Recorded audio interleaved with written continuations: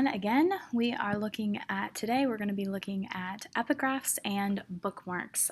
So a couple things you need to get out a blank sheet of paper and the slip of paper that I gave you in class. We're going to be working on a few things today in this video.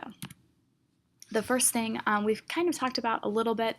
You don't need to take notes on him because you've already taken notes on him, but I just wanted to kind of remind you about Chinua Achebe, the author. He's the son of a Christian minister who was one of Nigeria's most celebrated novelists. He was born as an Ibu in Ogidi, Nigeria in 1930s. So he's actually writing about the people group where he grew up. Achebe was educated in English. He taught English at the university level at colleges in Africa and the United States. His first and best-known novel is Things Fall Apart and was published in 1958. Achebe wrote several novels, short story collections, and books of essays as well. The first thing that you need to write down on your piece of paper is the definition of an epigraph.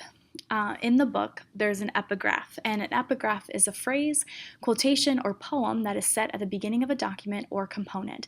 It usually helps us to direct the reader to the author's purpose or theme, so it kind of gives a purpose for the book. So, Things Fall Apart epigraph says, "Turning and turning in the widening gyre, the falcon cannot hear the falconer.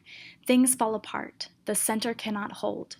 Mere anarchy is loosed upon the world." This is by W.B. Yeats, and it's from The Second Coming. So we see this epigraph here at the beginning. So a couple questions I want you to answer. First, what are your predictions that you can make about the novel based on this epigraph? And you can pause the video here and answer the question. And the next thing I want you to consider is the title, Things Fall Apart. To what do you think things might Achebe be referring to? Again, go ahead and pause the video here and write down your answer to this question.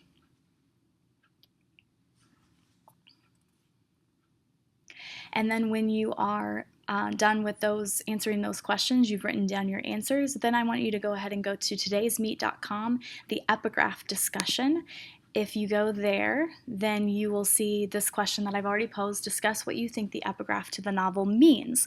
So look back. You can look back at the epigraph itself. Here where it says, "Turning and turning in the widening gyre, the falcon cannot hear the falconer. Things fall apart, the center cannot hold. Mere anarchy is loosed upon the world." What do you think this means? You may have to look up some definitions of what a gyre is. The falcon cannot hear the falconer, but I want you to discuss this with your classmates on todaysmeet.com. So you can pause the video here and go ahead and type in your actual name as the nickname, not some weird name. I want to make sure that I have everybody discussing and talking about this. And so type in your name, just your first name is fine, and then write in what you think this epigraph means, maybe looking at a couple different lines there.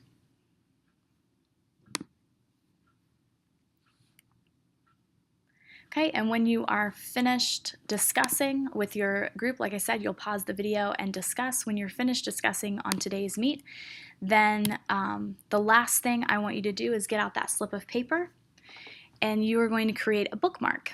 You're going to place the following names and pronunciations on the slip of paper. The most difficult part with this book, I think, is the names and keeping everybody straight. And so I'm going to have you create a bookmark where you put all of the names and their pronunciations on there. And then as we get to those names, we're going to define them. And so you can see the pronunciation of the author's name, Achebe. So Achebe is how you pronounce his name, and you can put that on the first, and you can even just write underneath of it the author as his name. And then we have Nawalye,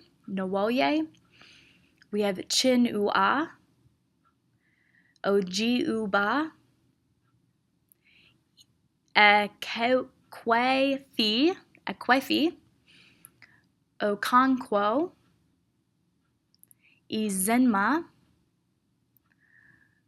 Umuofia, Ikemefuna, Unoka, and Obi Erika. And these are all, and like you said, you can put the pronunciations on there as well. So when you're quoting them, things like that, you'll know how to pronounce them, and leave some space underneath each one on the bookmarks so that you can write in who they are and their relation when we get to them in the novel. So leave some space. And that is all I'm going to have you do for your homework today. And so when you are finished with the bookmark, then you are finished with your homework. And we will continue to work on some difficult words and e-boof words and phrases, and we're going to start actually looking at how they go into their culture and talking about their culture a little bit before we start actually reading the book. So you are finished. Thank you.